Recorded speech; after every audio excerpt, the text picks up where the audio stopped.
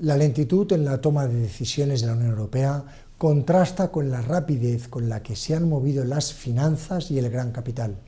Queremos o no, hay un gobierno mundial de las finanzas que está muy por encima del poder de decisión de los estados. Se trata de un mundo que especula, que no produce, opuesto al mundo real de la producción y de los servicios. Urge una Europa fuerte y unida para salir de la crisis, pero también, y sobre todo, para no verse sometida a la esclavitud del imperio de las finanzas. Cada vez son más las voces que están pidiendo esta mayor integración. En la situación actual, es imposible que los 27 países logren ponerse de acuerdo en una mayor integración, pero al menos de los países de la eurozona deberían lograrlo. La eurozona debería constituir la vanguardia de la integración europea, dejando que vayan a su ritmo los países que prefieran ir más despacio. La idea de una Europa a dos o a varias velocidades, ni es negativa ni es nueva. Negativa es una unión bloqueada por aquellos países que se niegan a avanzar, como ha sucedido hasta ahora. Esta idea fue lanzada en su día por Willy Brandt en el discurso que pronunció en París en el año 1974 y desarrollada posteriormente por Liede Tielemans en su informe sobre la Unión Europea del año 1975. Más tarde sería defendida con todo ahínco por el antiguo presidente de la Comisión, Jacques Delors, como salida al atolladero en el que poco a poco se iba introduciendo Europa. No puede ser que cualquier Estado pueda detener a los demás Estados en esa marcha hacia una unión cada vez más estrecha entre los europeos.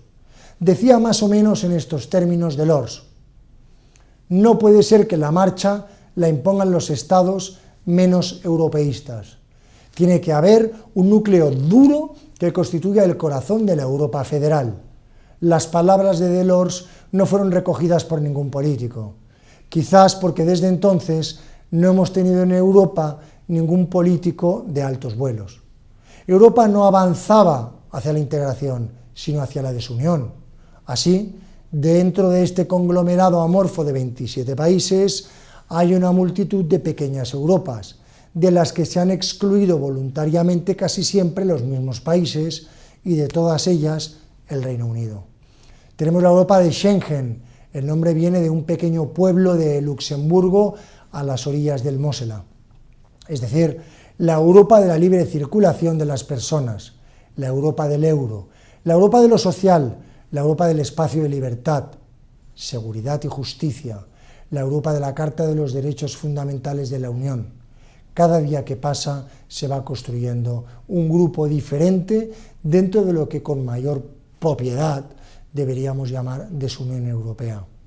Volviendo con Willy Brandt, se expresó más o menos en estos términos, que la comunidad europea no saldrá debilitada, sino más fortalecida, porque haya unos estados que, dadas sus condiciones económicas, van tirando del carro de la integración, mientras que otros van siguiendo e integrándose en la medida de sus posibilidades. Toma de conciencia de que la soberanía está en los pueblos, no en los gobiernos. Ante la pregunta obligada que se hacen los ciudadanos de ¿para qué más Europa? ¿Para qué más poder? ¿Para qué más Bruselas? ¿Para qué más pérdida de soberanía nacional?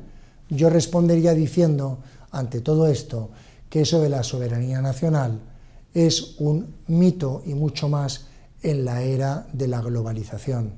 Hace mucho tiempo que hemos perdido la soberanía nacional en muchos campos, en el campo monetario, en el campo económico, en el militar, en el medioambiental, en el comercial, en el agrícola, etc.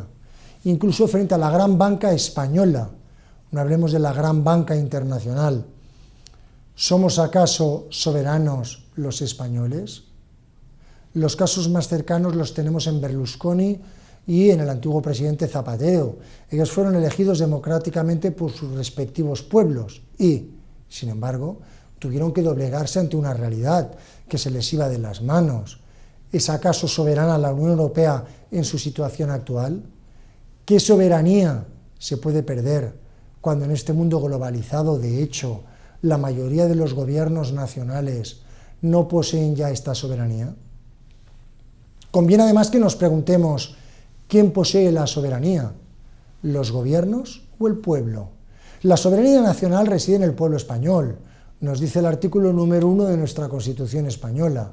Claro, que en un país donde cualquier político, con perdón, de tercera división, puede saltarse alegremente a la torera los deberes de la Constitución.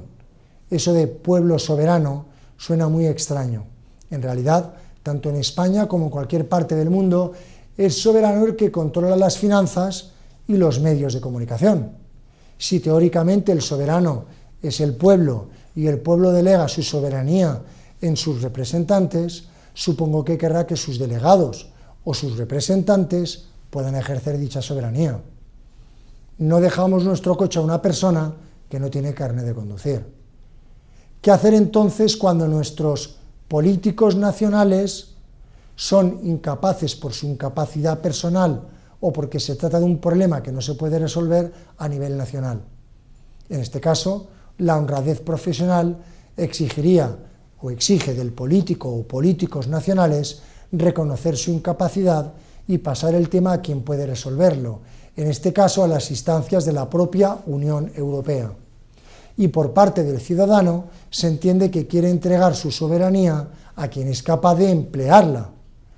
Si nuestros gobernantes no son capaces por sí solos de resolver el problema del paro, y ya llevamos bastante años sufriendo el paro, para que se den cuenta de ello, ¿qué deben hacer ellos? En este caso, son incompetentes en doble sentido, porque son incapaces y porque no cuentan ya con los poderes que les ha otorgado el pueblo.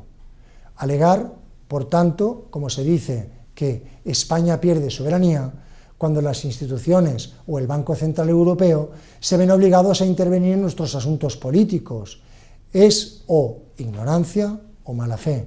Lo que está claro es que los políticos y los gobiernos son delegados o apoderados del propio pueblo que les ha otorgado esta soberanía. Y se la ha otorgado para que los gobiernen debidamente, con resultados tangibles. Si por razón de la globalización o de su propia incompetencia los políticos nacionales no son capaces de gobernar a su propio país, deben devolverlo al pueblo, devolver esta soberanía o estos poderes para que el pueblo se la entregue a alguien quien esté en condiciones de poder gobernar. Y esta es la situación en que se encuentra no solo España, sino muchos países de la Unión Europea.